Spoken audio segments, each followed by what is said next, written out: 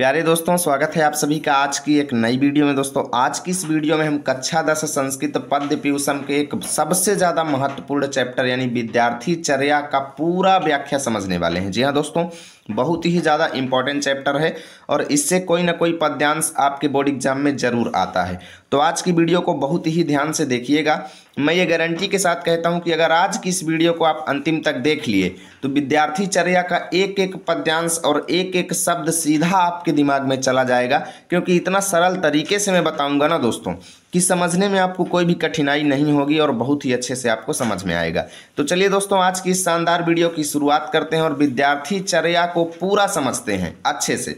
तो यहाँ पर बेसिक बात करें कि विद्यार्थी चर्या में किसके बारे में वर्णन है, तो भाई इसमें विद्यार्थी की दैनिक क्रिया अर्थात एक स्टूडेंट को पर डे क्या क्या करना चाहिए वो सारी चीज़ें इसमें लिखी हुई है। क्या करना चाहिए, क्या नहीं करना चाहिए, सारी चीज़ें इस चैप्टर में लिखी हुई हैं। और वीडियो को देख रहे हैं तो ये सारे नियम कानून को फॉलो भी कीजिएगा। गारंटी के साथ कहता हूँ आपको सक्सेस मिलेगी। तो चलिए शुरू करते हैं, एक एक श्लोक को अच्छे से समझते हैं।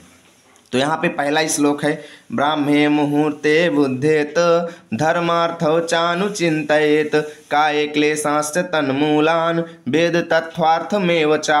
समझिएगा, यहाँ पे देखिए ये कहाँ से लिया गया है, तो प्रस्तुत पाठ जो है मनुस्मृति से लिया गया है। ठीक है, यानी इसमें हम लिखेंगे कि मनु जी कहते हैं, मनु जी क्या कहते हैं कि विद्यार्थी को ब्राह्मे मुहूर्ते, ब्राह्मे मुहूर्त किसको कहा जाता है, सुबह 4 बजे का समय। ठीक है ना, यानी सुबह पहर, एकदम सुबह आपको उठना चाहिए।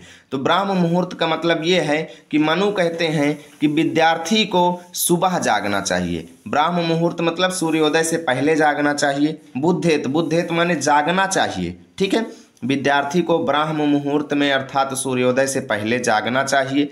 और धर्मार्थो, धर्मार्थो मतलब धर्म और अर्थ के बारे में। अब विद्यार्थी का धर्म क्या है कि भाई विद्यार्थी का धर्म ये है कि वो सुबह जाकर पढ़ाई करे, यानी अपने धर्म और अर्थ, अर्थ अर्थात संपत्ति इत्यादि के बारे में।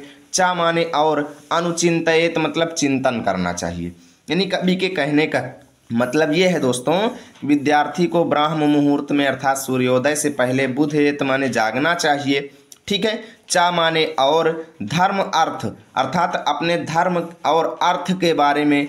अनुचिंतयेत मतलब चिंतन करना चाहिए। ठीक है, आगे देखिए, काय क्लेशांश, काय काय माने शरीर के, शरीर के यानी अपने शरीर में, विद्यार्थी के शरीर में कौन कौन से क्लेश, क्लेश माने कष्ट हैं। ठीक है, यानी शरीर के कष्टों, चा माने और, शरीर के कष्टों और, तत् माने उनके, उन्मूलान, मूलान माने कारणों। ठीक है ना, यानी शरीर के कष्टों और उनके कारणों। तन्मूलान का मतलब उनके कारणों, शरीर के कष्टों और उनके कारणों के बारे में विद्यार्थी को चिंतन करना चाहिए। ठीक है, चा माने और, वेद तत्व अर्थम एव, वेद तत्व माने वेदों के बारे में, वेदों के अर्थ के बारे में, वेदों के तत्वों के बारे में और अर्थ के बारे में। अनुचिंतयेत मतलब चिंतन करना चाहिए। एक बार फिर से समझिएगा, मनु जी का कहना है कि विद्यार्थी को सूर्योदय से पहले ब्राह्म मुहूर्त में जागना चाहिए। ठीक है, और धर्म अर्थ का चिंतन करना चाहिए, शरीर के कष्टों और उनके कारणों का चिंतन करना चाहिए, वेद के तत्वों और अर्थ इत्यादि के बारे में विद्यार्थी को चिंतन करना चाहिए। इस तरीके से पहला श्लोक फिनिश हुआ। अगला, ना स्नानम आचरेद भुक्त्वा ना तुरो ना महानिशि ना वासो भी सहाजस्त्रम ना विज्ञाते जलाशय। समझिएगा, यहाँ पे कवि कहते हैं कि विद्यार्थी को ना माने नहीं, स्नानम माने स्नान, स्नानम आचरेत का मतलब स्नान करना चाहिए, भुक्त्वा मतलब भोजन करने के बाद। यानी मनु का कहना है कि विद्यार्थी को भोजन करने के बाद स्नान नहीं करना चाहिए। ना स्नानम आचरेत मतलब स्नान नहीं करना चाहिए, विद्यार्थी को खाने के बाद स्नान नहीं करना चाहिए। ठीक है, और ना माने नहीं, नातुरो मतलब रोगी होने पर, यानी विद्यार्थी को ना आतुरो, ना माने नहीं, आतुरो मतलब रोगी होने पर, यानी रोगी होने पर भी आपको स्नान नहीं करना चाहिए। ना माने नहीं और ना ही महानिशी मतलब अर्धरात्रि में, यानी आधी रात में भी आपको स्नान नहीं करना चाहिए। ठीक है, ना माने नहीं, वासोभी मतलब स्नान करना चाहिए, सहाजस्त्रम, सह माने साथ साथ, अजस्त्रम माने वस्त्रों के साथ, यानी कपड़ा पहने हुए आपको स्नान नहीं करना चाहिए। ना वासो भी मतलब स्नान करना चाहिए, सहजस्त्रम मतलब वस्त्रों के साथ, ठीक है ना, यानी वस्त्रों के साथ आपको स्नान नहीं करना चाहिए।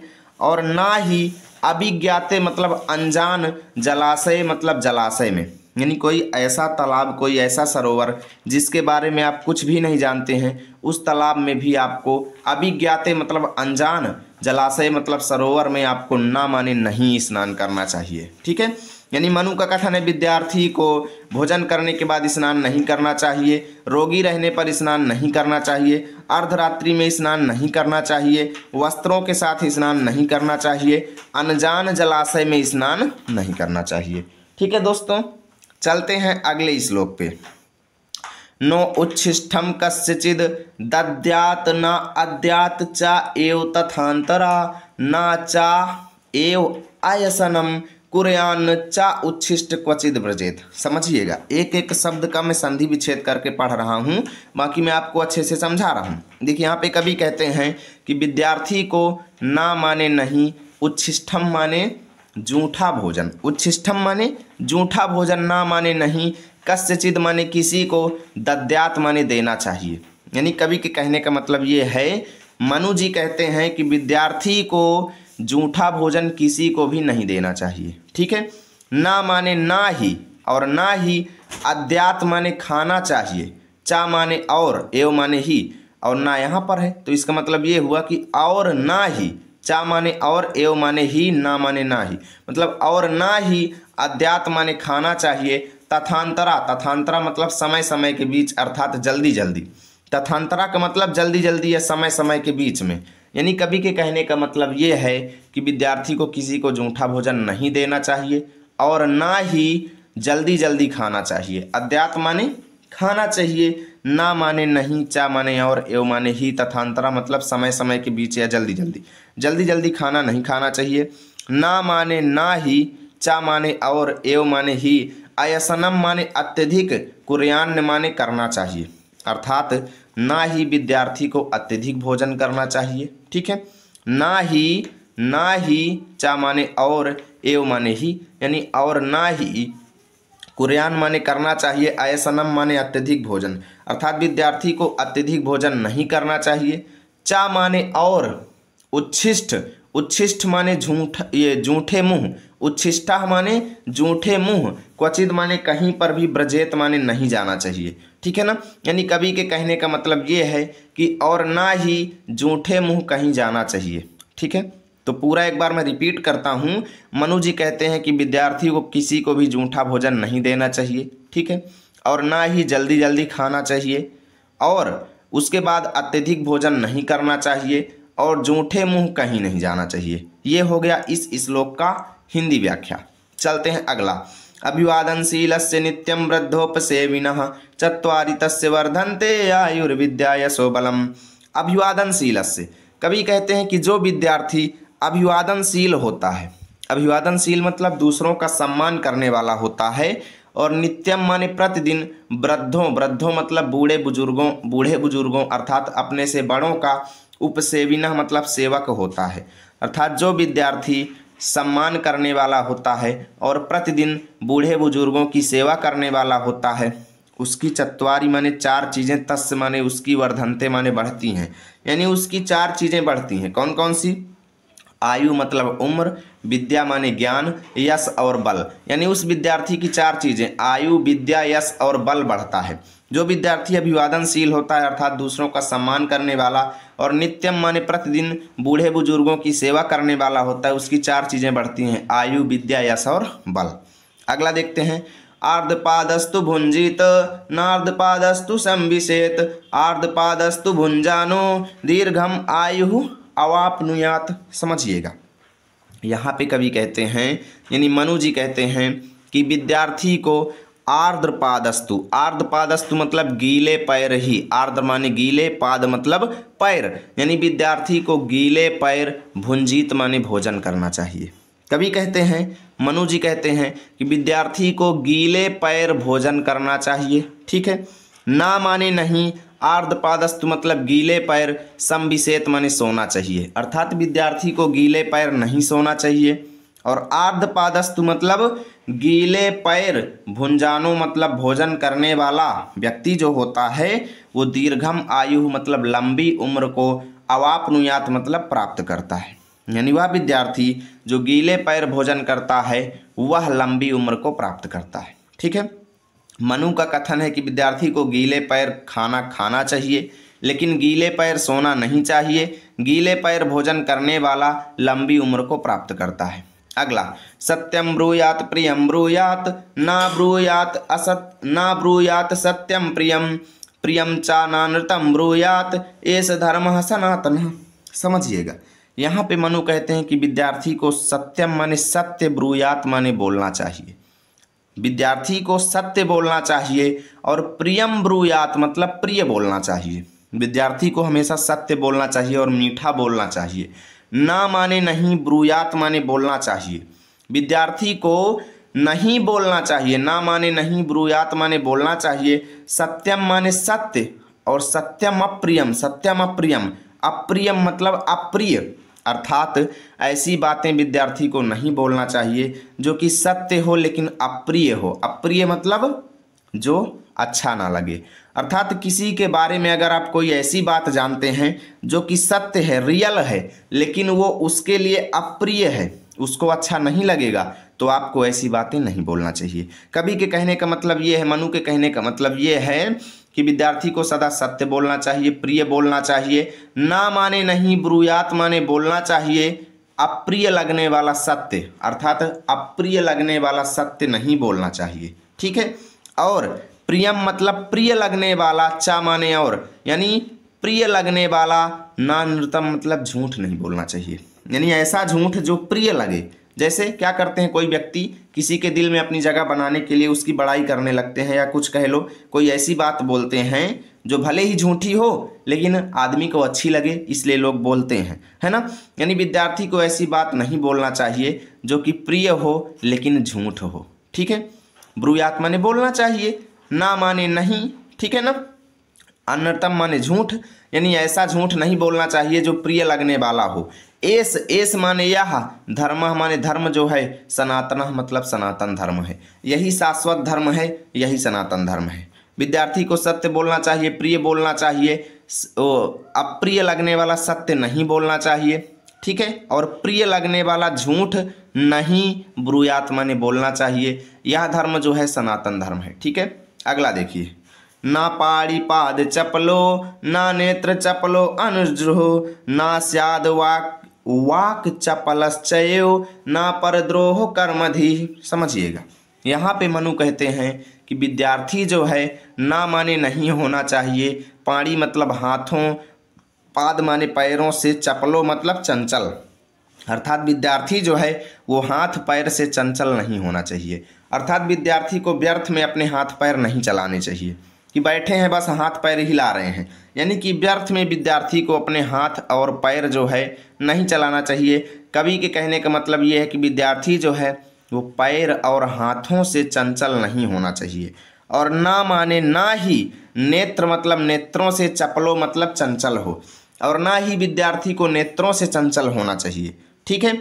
और अनजुह, अनजुह का मतलब ये है कुटिल या कठोर, यानी कवि के कहने का मतलब ये है कि विद्यार्थी जो है वो कठोर स्वभाव वाला नहीं होना चाहिए। अनजुह का मतलब ये है कठोर स्वभाव वाला। विद्यार्थी जो है हाथ पैर से चंचल नहीं होना चाहिए, नेत्रों से चंचल नहीं होना चाहिए, और विद्यार्थी कठोर स्वभाव वाला नहीं होना चाहिए। ठीक है। और ना स्याद वाक्य चपलश्चयो। ठीक है। कहने का मतलब ये है कि विद्यार्थी जो है ना माने, स्याद माने, ना माने नहीं, स्यात माने होना चाहिए, वाक्य चपल, वाक्य चपल मतलब वाणी से चंचल, अर्थात विद्यार्थी जो है वो बोलने में चंचल नहीं होना चाहिए। ठीक है। विद्यार्थी को वाणी से चंचल नहीं होना चाहिए। और ना ही, चाहे मतलब और ना ही, परद्रोह, परद्रोह मतलब दूसरों के साथ द्रोह कर्म में, दूसरों के साथ द्रोह करने में, धीह मतलब बुद्धि लगाने वाला विद्यार्थी ना माने नहीं होना चाहिए। समझिएगा, फिर से इसको देखिएगा, मैं फिर से आपको बता रहा हूँ यहाँ पे मनु कहते हैं कि विद्यार्थी जो है पाणी मतलब हाथ, पाद माने पैरों से, चपलो माने चंचल नहीं होना चाहिए। विद्यार्थी हाथ पैर से चंचल नहीं होना चाहिए, ना ही नेत्र से चंचल होना चाहिए और ना ही अनरजुह। अनरजुह मतलब कठोर स्वभाव वाला। विद्यार्थी कुटिल या कठोर स्वभाव वाला नहीं होना चाहिए। ना माने नहीं, स्यात् माने होना चाहिए। वाक चपला, वाक चपला मतलब वाणी से चंचल। विद्यार्थी वाणी से चंचल नहीं होना चाहिए। चा एव मतलब और ना ही। परद्रोह मतलब दूसरों के साथ द्रोह कर्म में, अर्थात दूसरों के साथ बुरा काम करने में। धीह मतलब बुद्धि लगाने वाला, ना माने नहीं होना चाहिए। ठीक है, विद्यार्थी दूसरों के साथ द्रोह करने में बुद्धि ना लगाए, ऐसा होना चाहिए। अगला देखिए, सर्वलक्षणहीनो अपि या सदाचारवान् नरः श्रद्धानो अनुसूयश्च शतं वर्षाणि जीवति। कवि कहते हैं कि सर्वलक्षण मतलब सभी प्रकार के लक्षणों से हीन होते हुए भी। सर्व मतलब सभी, लक्षण मतलब लक्षणों से। कैसे लक्षण? अच्छे गुण। यानी कवि कहते हैं कि सभी प्रकार के अच्छे गुणों से हीन होते हुए भी, यह माने जो वान नरः, वान नरः माने मनुष्य जो है सदाचारवान होता है। सदाचारवान नरः मतलब सदाचारवान आदमी। सदाचार मतलब सदाचारी, अच्छे गुणों से युक्त, अच्छे आचरण से युक्त। तो मनु के कहने का मतलब ये है कि सभी प्रकार के लक्षणों से हीन होते हुए भी जो नरः माने मनुष्य जो है सदाचारवान होता है, अर्थात अच्छे आचरणों वाला होता है, अच्छे आचरणों वाला होता है वह, और श्रद्धानो होता है। श्रद्धानो मतलब श्रद्धालु होता है। ठीक है, श्रद्धालु होता है। चा माने और, अनुसूया, अनुसूया मतलब दूसरों की बुराई ना करने वाला होता है। यानी सभी प्रकार के, ऐसा कोई व्यक्ति है जिसके अंदर कोई अच्छे गुण नहीं है, सभी प्रकार के अच्छे गुणों से हीन है, लेकिन वो सदाचारी है, अच्छे आचरण वाला है, श्रद्धालु है और दूसरों की बुराई ना करने वाला है, तो वह शतम माने सैकड़ों, वर्षाणी माने वर्षों तक, जीवति माने जीता है, यानी 100 वर्षों तक जीता है। मनु के कहने का मतलब यह है कि सभी प्रकार के लक्षणों से हीन होते हुए भी जो मनुष्य सदाचारी होता है, श्रद्धालु होता है, दूसरों की निंदा ना करने वाला होता है, वह 100 वर्षों तक जीता है। चलते हैं दोस्तों अगले पेज पे और इनको भी समझते हैं। 2 अभी बचे हुए हैं। अभी तक कई लोग वीडियो को लाइक नहीं किए हैं, तो प्लीज़ वीडियो को लाइक शेयर कर दीजिए।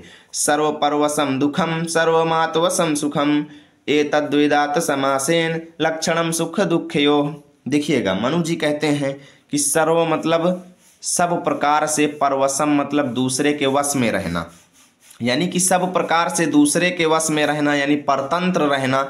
दुखम माने दुख है, यानी सभी प्रकार, अगर आप किसी दूसरे के वश में है, दूसरे के अधीन है, अगर आप किसी दूसरे के गुलाम हैं, तो उससे बढ़कर दुख कोई नहीं है। ठीक है, और सर्वम आत्मवशम सुखम मतलब अपने वश में रहना, अपने अधीन रहना, स्वतंत्र रहना, सभी प्रकार के सुखों में उत्तम है। ठीक है ना।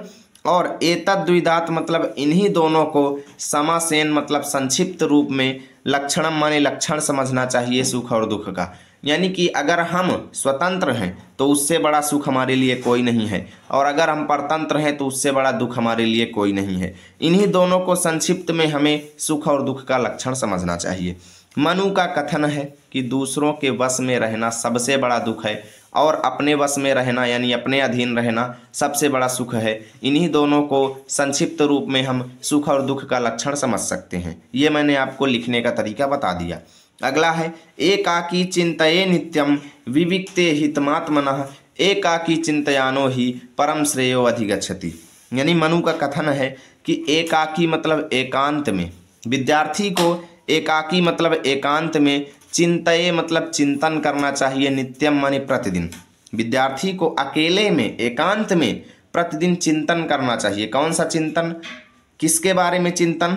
विविक्ते मतलब अलग रह करके, विद्यार्थी को आत्मनः मतलब स्वयं के, हितम माने हित के बारे में, चिंतये मतलब चिंतन करना चाहिए, नित्यम माने प्रतिदिन।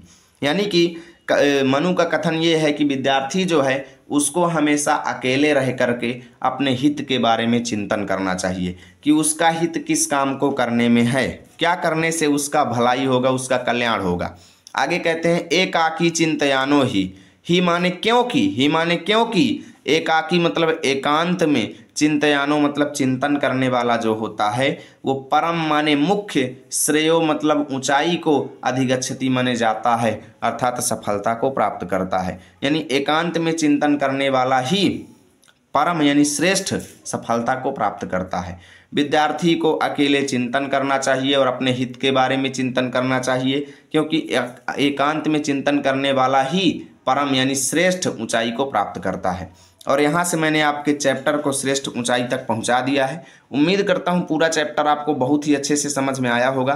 प्लीज़ वीडियो को लाइक करें, दोस्तों के पास शेयर करें। मिलेंगे आप सभी के साथ अगली वीडियो में, तब तक के लिए जय हिंद जय भारत।